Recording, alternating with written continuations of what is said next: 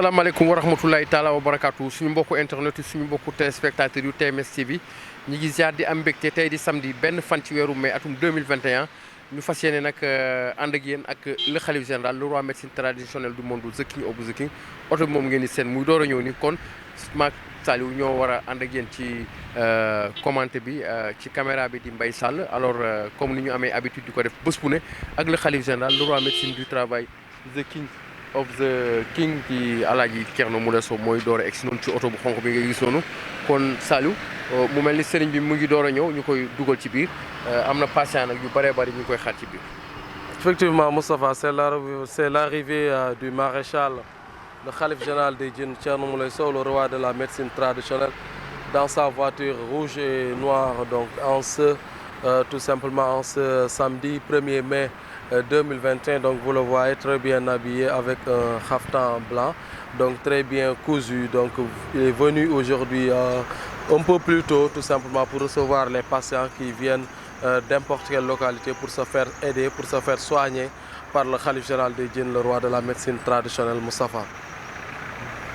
Ladies and gents, dear followers of TMS TV, welcome to your favorite channel. You know, we're having the Khalif General of the Jinns, the king of all the kings, just arriving today with his very nice mbubu, you know, very white one with, you know, his black and red car, being ready to be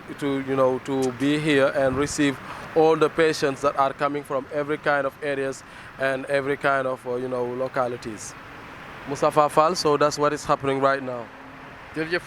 Saliou ba léegi kon yéen a ngi ànd ak ñun sur la TMS TV alors ñu di leen commenter arrivé sëriñ bi muy Alaaji Thierno Moule Sow di le khalife général le roi médecine traditionnelle du monde the king of the king mooy door a egsi noonu ngeen gis la sécurité ñoo taxaw noonu daal di wër oto bi alors sëriñ bi ngeen gis sëriñ bi nag jasner bu weex tàll la sol macha allah bu yànn yàññ ñu ngi noonu nag ci ginnaaw oto bi ngeen gis nag sécurité bi ñi ci taxaw noonu daal di wër oto bi sécurité bi daal di wër oto bi ñuy xaar sëriñ bi daal di wàcc ñu di leen ko commenter ngeen gis am na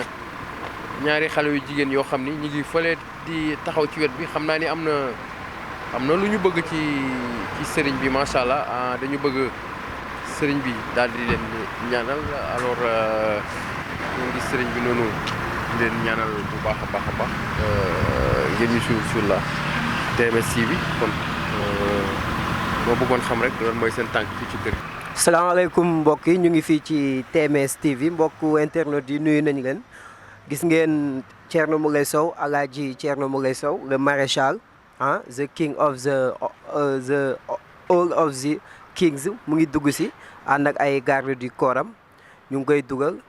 voilà mu ngi noonu comme vous le voyez mu ngi dugg si mbokki internet yi yéen a ngi fii ci TMS TV ba tey mu ngi dugg si ànd ak ay garde du corps am mbokk yi on vous rappelle on est sur TMS TV. Voyez Thierno Moule Sow mu ngi dugg si l'entrée historique du petit-fils de Soundiata Keïta Thierno Moule Sow le khalife général des djinns. kon ba léegi yéen a ngi suivre sur la TMS TV alors macha allah gis ngeen ma xam ne tigre bi macha allah ànd ak nu mu ànd ak yére jasner bu weex bi. donc kon gis nga sëriñ bi macha allah fi mu génn. kon mu mel ni c'est un marabout. élégant modèle et exemple. et élégant. donc defe oui gis nañu élégance ci moom gis ci modernité ci moom. aussi bien que doon na sëriñ boo xamante ne ci accoutrement am dañuy gis le Mali dañuy gis Sénégal dañuy gis l'accoutrement tigresse gis ci moom benn mode bu rare ak ci benn style d'habillement d'élégance bu muy dégager. Vous voyez l'arrivée encore du petit-fils de Soundiata Keïta Thierno Moule Sow. jërëjëf El Hadj kon defe naa ni bu ñuy wax Alaaji Thierno Moule Sow il n'est plus à présenter. muy le petit-fils de Soundiata Keïta de Yoro Tengala de Nima Tengala de Koli Tengala alors su ñuy wax nag Alaaji Thierno Moule Sow dañuy wax ni mooy sëriñ bi nga xam ni il est unique dans le monde entier. moom mooy jàpp jinne yi gën a dangereux dans le monde. xam nga l'histoire du bateau le Joola nga xam ni ñaari junni nit ñoo ci faatu ba léegi loolu musul am dans le monde. donc jinne bi ko daaneel di le roi Haha moo daaneel bateau Titanic. ñooñu la xalifa général di Alaaji Thierno Moulé Sow téye fii ci këram. duma leen daal di leen tuubal fii ci kër gi mu nekk loo xam ni vraiment lu am solo la mu mel ni yàlla suñu borom rek moo mën a maye donc ñoo leen di commenter ngeen gis patients yi taxaw nii di ko xaar sëriñ bi di doore egsi kon ba léegi yéen a ñu suivre sur la TMS TV di télé bi nga xam ne moo feeñal lépp lu nëbbu làmbo njëriñ ñu di ci ànd ak suñu naataango également Saliou Samb pour les pour la traduction en anglais et en français donc ngeen gis la sécurité ñu ngi noonu dar sëriñ bi macha allah ñuy dox di ñëw ci clinique Thierno Moulé Sow Cambérène 1 terrain jamono en face plage bi di Alaaji Thierno Moulé Sow xanaa dañuy profito di nuyu suñu yaay soxna Ajaratu Mariama Camara ak Mamadou Aliou Sow yal na yàlla yokk ay leeram di ziar madame Sow di ziar Prince Moulé di ko ñaanal mu dem ba sut ay waajuram sut le monde entier di ziar soxna Umu alors di ziar bépp fans boo xam ne yaa ngi bëggee Alaaji Thierno Moulé Sow di ñu suivre sur la TMS TV moo xam ndax yaa ngi Sénégal wala yaa ngi ca bitim réew rawatina ñi nga xam ni ñooy association Thierno Moulé Sow te Ousmane Samsi Samarousi jiite ko ñu nekk ba fële ci Europe Saliou. Voilà, merci beaucoup Moustapha. Donc comme tu l'as si bien expliqué en wolof, donc c'est l'arrivée du Khalif général des djinns, le roi de la médecine traditionnelle, the king of all the kings. Donc il vient d'arriver en ce samedi 1er mai 2021. Donc vous le voyez entouré par ses agents de sécurité, donc très bien équipé et vraiment prêt à toute éventualité. Alors le Khalif général des djinns qui est venu aujourd'hui un peu plus tôt pour recevoir les patients qui nous viennent de n'importe quelle localité et de n'importe quel pays pour se faire aider par le maréchal, le marabout, donc de médecine traditionnelle, le roi de la médecine traditionnelle internationale, celui qui est seul habilité à soigner les personnes qui sont possédées par des esprits et qui sont possédées par des sorciers. Donc vous le voyez, donc il est là, donc ce samedi 1er mai, très bien habillé, donc avec un khaftan donc jaune, donc flanqué de trucs, donc bordure, donc khaftan blanc du moins flanqué de bordure jaune, avec donc son chapeau de tigre, donc très bien habillé. Donc vraiment, regardant en face maintenant une demoiselle ou bien une dame même qui est possédée certainement par un esprit, donc qui est là en face du maréchal, le Khalif général des djinns, le roi de la médecine traditionnelle. So ladies and gents, dear followers of TMS TV, that's what is happening right now. Alors donc nous voyons tout simplement donc une autre dame qui est là couchée, donc tout simplement parce qu'elle est certainement possédée par un esprit. Donc vous voyez, donc c'est ce qui se passe actuellement avec donc le Khalif général des djinns, le roi de la médecine traditionnelle, the king of all the kings.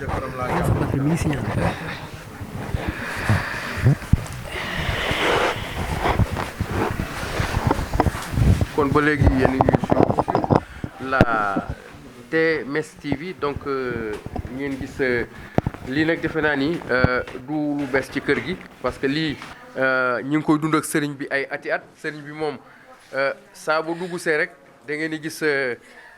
jinne yi commencé di daanu macha allah kon xam ngeen ni yàlla suñu borom rek moo mën a maye gis ngeen ci soo ba léegi nit ñaa ngi fii taxaw dara xewul mais dès que sëriñ bi dugg rek ngeen gis képp ku ci jinne ne ci yow rek da ngay gis bu sëriñ bi duggee rek day manifesté wu gis ngeen ñi ngi vivre ñoom ñëpp xam ngeen ni lii moom du jamais vu lii moom amul fenn lii moom mooy yàlla kese la donc ngeen ñu suivre sur la TMS TV ñu leen koy commenter gis ngeen gars yi yëpp ñi ngi jinne yaa ngi commencé di vivre ñoom ñëpp defe naa ni loolu nag fii rek lay xewee kër Alaaji Thierno Moulé Sow ñuy ànd ci caméra bi sëñ Mbaye gis ngeen jinne yaa ngi commencé di daanu lii nag defe naa ni ay at lu ñuy dund ak sëriñ bi la lii nag dañuy wax ni yàlla suñu borom rek moo mën a maye ki nga xam ni bu ñëwee sëriñ bi nga xam ni bu ñëwee bu dugg see rek nga gis ñu commencé di daanu di vivre kon ngeen xam ni suñu borom rek moo mën a maye alors kon Thierno Moulé Sow defe naa ni il est unique dans le monde entier moo tax xam nga nit ñi du ñu dem fu dara nekkul moo tax nit ñi fu ne la ñuy jógee à travers le Sénégal et à travers le monde entier di ñëw fii ci kër gi di seet ci sëriñ bi kon ngeen xam ni lii moom du dara lu dul mayu yàlla la defe naa ay ati at a ngi nii sëriñ bi heure bu duggee rek nga gis mu am ñuy manifesté wu kon yàlla suñu borom rek moo mën a maye kon ba léegi ñu ngi ànd ak yéen sur la TMS TV ngeen gis sëriñ bi ànd ak la sécurité ñu dar ko noonu ba léegi mi ngi saafonteeg patients yi gis ngeen nii la nag bu ñëwee rek balaa moo yëg foog mu xool alors ci loolu nag ngay gis li ko yàlla suñu borom may ci lu bare bari ci lay génne ci lay xewee Saliou. Voilà, merci Moustapha. Comme nous l'avons dit, nous avons Khalif général des djinns, le roi de la médecine traditionnelle, dugg si laalul saafara laalul garab laalul dara mais terewul am na ci ñi nga xam ne ci patients yi donc ak patientes yi ñu ngi daanu mel na dafa am ñoom ay jinne yu leen nekk yu di sonal donc bu ñu gisee Khalif général des djinns rek duñ ko mën a xool donc en face ngeen gis nag ndaw soosu noonu mu ngi daanu ci suuf keneen ki aussi mu ngi ci fauteuil bi daanu ngeen xam ne donc mu nekk lu doy waar loo xam ne Khalif général des djinns, le roi de la médecine traditionnelle, ça su gis nañ rek suy dugg si day faral di xew. Alors donc vous voyez chers internautes, chers téléspectateurs, donc ce qui se passe, donc vous voyez cette dame là elle avait perdu connaissance parce qu'elle est possédée par un esprit qui n'arrive même pas du tout à soutenir le regard du maréchal le Khalif général des djinns. Donc vous le voyez donc avec une entrée spectaculaire en ce samedi 1er mai 2021. Donc vous voyez il y a deux dames qui sont tout simplement tombées parce qu'elles sont possédées par des esprits qui n'arrivent pas du tout à soutenir le regard du maréchal le Khalif général des djinns, donc très bien entouré par ses donc gardes du corps, ses agents de sécurité et donc bien habillé aujourd'hui avec un caftan blanc flanqué donc de bordure jaune. Ladies and gents, dear followers of TMS TV, that's what is happening right now on TMS TV, your favorite channel, the channel which is showing every time what is hidden with the Khalif general of the jinns, the king of all the kings. You can see then two ladies just falling down because they are just being possessed by spirits, spirits or witches which are not able to just look at the Khalif general of the jinns, the king of all the kings. So that's what is happening every time. What is happening every time when the Khalif general of the jinns is just entering, you can see people falling down because maybe they are just being possessed by jinns, by spirits, and they are not able to look at the Khalif general of the jinns directly. Moustapha Fall. jërëjëf kon ba léegi yéen ñu suivre sur la TMS TV xanaa ñuy nuyuwaale suñu mbokk yi ñuy seetaan ba bitim réew ak waa Gambie xam ngeen fii presque chaque jour Gambiens yi dañ fiy ñëw rawatina démb gis nañ fi ñaari patients yoo xam ni ñi nga jógee ba Gambie xam naa ci kanam sax daañu leen dekk suñu ay micro donc di profito di nuyu waa Gambie nga xam ni saa su ne ñu ngi fi di nuyu également suñu mbokk yi nekk Angleterre yi nekk Allemagne yi nekk ba États-Unis alors lii nag defe naa ni mayu yàlla kese la bu sëriñ bi dugg see rek li ñuy wax ci tubaab contact des yeux maanaam ku mu xool rek bu fekkee ni jinne mi ngi ci yow rek da ngay daanu loolu nag amul benn sëriñ bu nekk ci kaw suuf boo xam ni yàlla suñu borom may na la ko ki mu ko may mooy le khalife général le roi médecine traditionnelle du monde, the king of the king, di le maréchal, di l'empereur, di le xalif des xalif, di le roi des rois, di kan muy Alaaji Thierno Moule Sow mi nga xam ni defe naa ni yàlla suñu borom noppi na bu yàgg a yàgg li mu ko may moom rek moom la ko may. alors sëriñ bi ngeen gis muy ñëw ndànk noonu macha allah la sécurité wër ko ngeen gis le caméra sëñ Mbaye di ko kii. alors ñi ngi waaje nag dugg fi nga xam ni alors dañu nekk ci période weeru koor nga xam ni fii la ñuy defaree ndogu li. alors ñiy defar ndogu laa ngi nii sëriñ baa ngi door a dugg si. alors ma bëgg ngeen tàccul ma sëriñ bi bu baax a baax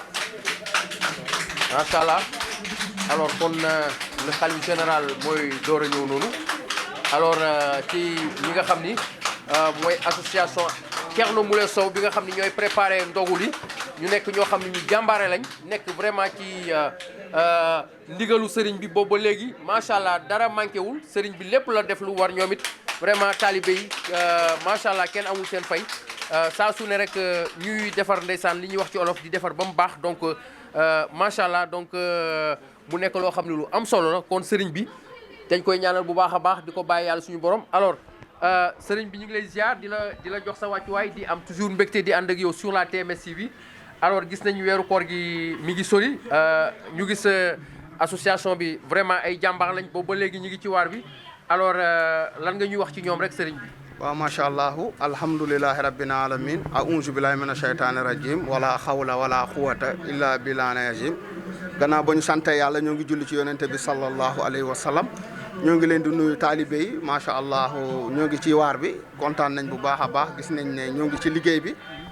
ba koor gi tàmbalee ba tey vraiment ñu ngi bàyyi seen yitte di ñëw di jàpp ci ndogu li ñoo ngi leen di nuyu gis nga Mama Tunkara day bàyyi yitteem yëpp ñëw macha allah gis ngeen day marem daanaka ci kër gi la nekk saa su ne moo ngi fi su ma limee damay juum ñoom soxna Ramatulaay macha allah gis ngeen soxna Xadi Mbuub bu ma limee damay juum macha allah di kontaan bu baax dañoo def li leen war macha allah dama leen di ñaanal jàmm ak xéewal c'est normal bu sa sëriñ di berndeel da nga war a ñëw jàpp ci liggéey bi kon maa ngi leen di ñaanal ñoom ak ñi fi ne ak am na ñi nga xamante ne aussi heure bu ñu amee temps dañuy ñëw aussi maa ngi leen di ñaanal ñëpp. al seeni si la aussi ñoo ngi koy ñaanal di ñaanal ñëpp ah. laaj bu mujj bi sëriñ bi mooy. lan nga leen di wax ci laylatul xadri bi nga xam ni démb jot nañ information bi que ni alxamis moom lañ koy def fii ci kër gi. macha allah di leen wax rek nañu waajal laylatul xadri bi bëgg nañ ko def alxamis ci kattanu yàlla fii ci buntu kër gi incha allah invité nañ taalibe yi. invité nañ mule yëpp soppe yi am di jàmm yeeg ñëpp invité nañ leen ci kattanu yàlla ñu waajal ko comme d'habitude rek comme ni ñu ko daan defee rek macha allah fas yéene màggal guddi gi xam nga ne guddi laylatul xadri wax naa la suñu borom am na lu ma defal lu rëy macha allah moo tax chaque laylatul xadri dañ koy màggal wàcce ay kaamilu alquran vraiment di def zikru fas yéene zikkar tudd turu yàlla macha allah ñu daal di bernde kon nag nañu ko waajal taalibe yi nañu préparé sànce xeeñ parfum yi neex ñëw toog macha allah ñu màggal guddi gi kon nag di sant yàlla bu baax di jëm ci yonent bi. Moustapha le khalife général le roi médecine traditionnelle du monde Saliou donc nga dégg mu fësal ay kaddu yu am solo jëmale ci association bi jaajëfal na leen gërëm na leen ci seen taxawaay mais également wax na ci laylatul xadri bi nga xam ne ñu ngi koy waajal également alxamis donc kon Saliou ñu delloo la kaddu bi. Voilà, effectivement, Moustapha, donc comme tu l'as si bien expliqué, donc le Khalif général des djinns a eu à remercier donc les membres de l'association Daroulaye, donc qui n'ont ménagé aucun effort donc pour la réussite vraiment donc de la distribution donc des ndogu moulés. Donc vous savez, le Khalif général des djinns a commencé à faire ça depuis le début du mois de Ramadan et les membres sont en train de venir. Donc le Khalif général des djinns a pu les remercier et il a profité de l'occasion pour parler du Laylatul Qadr qui sera célébré ici au niveau du cabinet médical donc ce jeudi 6 mai 2021. Donc c'est ce qui se passe sur la TMS TV, donc la télévision qui montre ce qui est caché, Moustapha Fall. jërëjëf kon ba léegi yéen a ñu suivre sur la TMS TV ak l'empereur, le bourreau des démons, le khalife des khalifes, le roi des rois, le roi médecine traditionnelle du monde, the king of the king wala ñu ne le king des kings. Alors ak équipe bi staff bi yëpp ñu ngi nii taxaw donc sëriñ bi ñu ngi lay ziaraat di la jox sa wàccuwaay am mbégte toujours di ànd ak yow macha allah di la ñaanal ci xam-xam bi nga xam ni moom la yàlla suñu borom may te ñuy wax souvent que ci tubaab vous êtes unique maanaam li la yàlla may yow rek la ko yàlla may ci kaw suuf loolu defe naa ni jarul sax lu ñuy commenter mais lu ñuy filmer la di ko wane sur la TMS TV àdduna yëpp teg ci seen bët. alors sëriñ bi ñu ngi lay ziaraat xanaa dañu bëggoon rek nga waxaat ak jaamu askan bi nga xam ni ñoo lay suivre Sénégal ak le monde entier ci alxamis bi nga xam ni mooy le 6 mai atum 2021 maanaam alxamis bii di ñëw fii ci clinique bi ci li nga xam ni moom la ñuy waajal muy laylatul xadri bi. waaw macha allah di nuyu ñëpp di sant ñëpp di gërëm ñëpp vraiment di sant yàlla bu baax a baax di kontaan ci staff bi ñëpp di kontaan ci waa TMS TV suñu limee dañuy juum kon nag kontaan nañ bu baax comme ni ñu koy waxee laylatul xadri bi alxamis la le 6 mai. macha allah ñoo ngi invité ñëpp soppe taalibe am di jàmm xarit ñëpp kilifa diine yeeg kilifa aada yeeg ñoo ngi invité ñëpp incha allah ci kattanu yàlla dinañ xëy jàng alxuraan wàccee fi kaamilu alxuraan ci kattanu suñu borom bëgg nañ fi wàccee 70 kaamil alxuraan 70 kaamil loolu moo tombe adatul kun moo tombe kun 70 mooy kun kon nag bëgg nañ fi wàccee 70 kaamil alxuraan woo ay jànkatu alxuraan ñu ñëw fi wàccee ko suba ba ngoon. macha allah bu ko defee guddi gi ñu fas yéene waxtaan ci yonente bi salaa salaam fas yéene waxtaan ci aduna bi waxtaan ci jinne yi ci dëmm yi ak ci rab yi fas yéene yeete macha allah ñu sikkar tudd yàlla ba bërset incha allah kon nag invité nañ taalibe yëpp guddu laylatul xadri ci kër Thierno Moule Sow dinañ def ay bernde comme d'habitude rek macha allah dinañ débloqué benn somme aussi def ay bernde fas yéene màggal guddi gi ndax nag guddi laylatul xadri suñu borom daf ma ci defal lu rëy